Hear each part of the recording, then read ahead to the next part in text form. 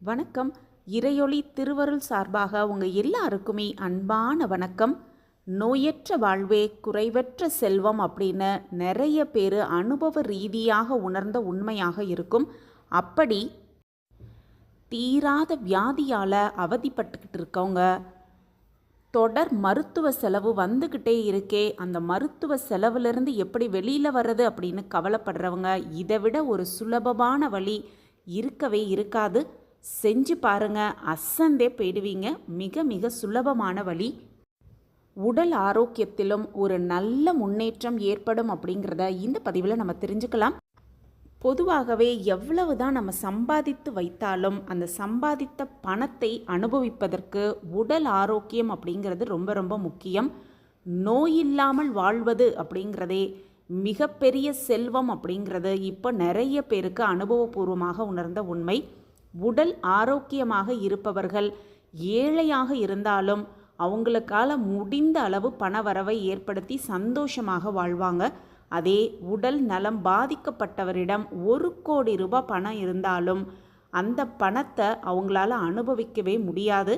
இது இவ்வளவு முக்கியத்துவம் வாய்ந்த அந்த உடல் ஆரோக்கியத்தை நம்ம முழுமையாக எப்படி பெற வேண்டும் அப்படின்னா சில வழிமுறைகள் இருக்குது. அதுவும் சுலபமான வழிமுறைகள் அப்படின்னு தெரிந்தும் அதை செய்யாமல் இருப்பது தான் மிக மிக தவறு. நிறைய பணத்தை சம்பாதிப்பது கூட அவ்வளவு பெரிய கஷ்டம் கிடையாது. ஆனால் சம்பாதித்த பணத்தை வீண் விரயம் செய்யாமல் பாதுகாப்பாக வைப்பது அப்படிங்கிறது ரொம்ப ரொம்ப கஷ்டம். அதே போல் வரக்கூடிய அந்த பணத்தை தேவையில்லாத செலவுக்கு செலவழிப்பது, அதே போல் மருத்துவ செலவு செய்வது அப்படிங்கிறது மிக மிக ஒரு கஷ்டமான விஷயம். அப்படி உடல் ஆரோக்கியத்தில் மேன்மை அடையணும், மருத்துவ செலவு ஆகாமல் இருக்கணும். ரொம்ப காலமாகவே இந்த வியாதியில் தவிச்சுக்கிட்டு இருக்கேன், இந்த வியாதியிலிருந்து நான் வெளிவருவதற்கு ஏதாவது ஒரு வாய்ப்பு கிடைக்குமா அப்படின்னு ஏங்கிக்கிட்டு இருக்கவங்க இந்த ஒரு சுலபமான வழியை பின்பற்றலாம். ரொம்பவே சுலபமான வழி.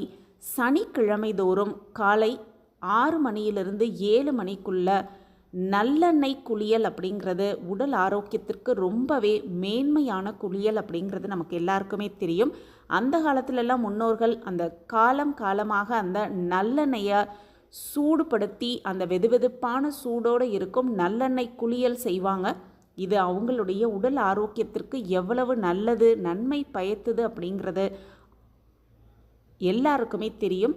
அந்த நல்லெண்ணெய் குளியல் சனிக்கிழமை தோறும் காலை 6 மணியிலிருந்து 7 மணிக்குள்ளாக இந்த நல்லெண்ணெய் குளியல் குளித்த பிறகு இந்த ஒரு தானம், குறிப்பாக இந்த தானத்தை சனிக்கிழமையில் செய்யும் பொழுது உடல் ஆரோக்கியத்தில் மேன்மை ஏற்படும். அது மட்டுமல்ல, மருத்துவ செலவு குறையும் அப்படிங்கிறது 100% அனுபவபூர்வமாக உணர்ந்த உண்மை.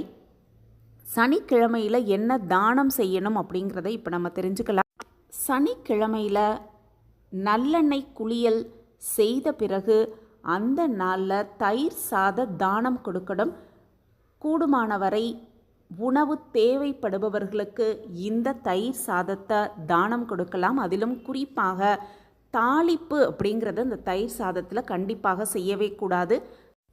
கடுகு, உளுத்தம்பருப்பு, மிளகாய், இஞ்சி போட்டு தாளிதம் செய்வாங்க. அந்த தாளிப்பு அந்த தயிர் சாதத்தில் இல்லாமல், அதாவது தயிர் சாதம் காரமாக இருக்கக்கூடாது, வெறுமன சாதமும் தயிரும் மட்டுமே கலந்து தயிர் சாத தானம் கொடுக்கணும்.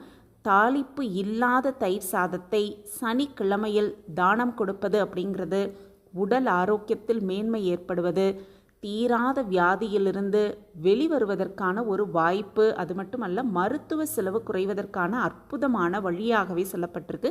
இதை குறிப்பாக சனிக்கிழமையில் செய்யும் பொழுது சனி பகவானின் ஆசிர்வாதம் முழுமையாக கிடைப்பதோடு மட்டுமல்லாமல் குல தெய்வத்தின் ஆசிர்வாதமும் முழுமையாக கிடைக்கப்பெற்று நோய் நொடியிலிருந்து விடுபட்டு நோயற்ற வாழ்வை சந்தோஷமாக சுபிக்ஷமாகவும் ஆனந்தமாகவும் வாழலாம். ரொம்பவே சுலபமான வழிதான். இந்த ஒரு வழியை சனிக்கிழமை தோறும் செய்து முடிந்தவரை அந்த நோய் தீர்வதற்கான வாய்ப்பு நமக்கு கிடைக்கும் வரை இந்த ஒரு தானமும் நல்லெண்ணெய் ஸ்தானமும் செய்து மாற்றம் ஏற்படும் வரை இதை செய்து கொண்டே இருக்கலாம். பலவிதமான மாற்றம் நம் வாழ்விலும் நம் உடம்பிலும் ஏற்படுவதை நம்ம கண்கூடாகவே உணரலாம். இந்த பதிவு உங்களுக்கு பயனுள்ள பதிவாக இருக்கும் அப்படின்னு நான் நம்புகிறேன். நம்ம சேனலை நீங்கள் ரொம்ப ரொம்ப ஆதரவு கொடுத்துக்கிட்டு வரீங்க. எனக்கு ரொம்ப ரொம்ப சந்தோஷம். மீண்டும் ஒரு புதிய பதிவில் பார்க்கலாம். நன்றி, வணக்கம்.